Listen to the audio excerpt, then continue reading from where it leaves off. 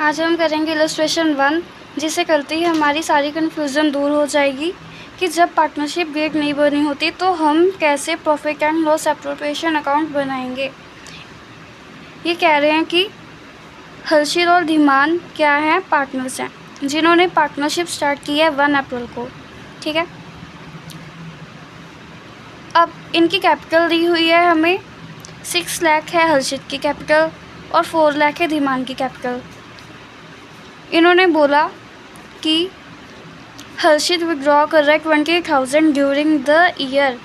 इन्होंने हमें कोई भी स्पेसिफाइड डेट या कोई भी ये चीज़ नहीं बताई कि उसने मंथ के एंड में या मंथ के मिडल में या मंथ की स्टार्टिंग में विड्रॉ की। उन्होंने हमें बस यही बताया कि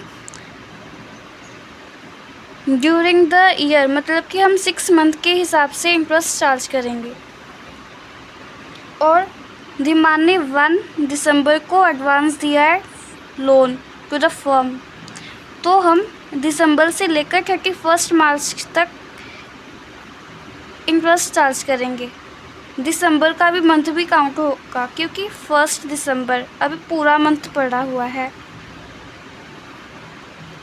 और हमें प्रॉफिट दिया हुआ है 80,000, पर उन्होंने कहा है कि उनके बीच में डिस्प्यूट हो गई है regarding the distribution of profits, क्योंकि इनके बीच में पार्टनरशिप डेट नहीं बनी हुई है।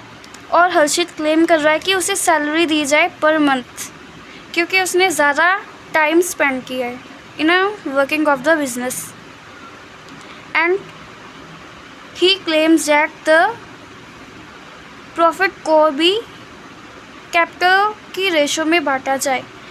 जब हम कैपिटल के रेशो में प्रॉफिट को बांटते हैं, अगर जिस पार्टनर ने ज़्यादा कैपिटल कंट्रीब्यूट की है तो उसे ज़्यादा प्रॉफिट मिल जाता है और जिसने कम कंट्रीब्यूट की है तो उसे कम मिल जाता है।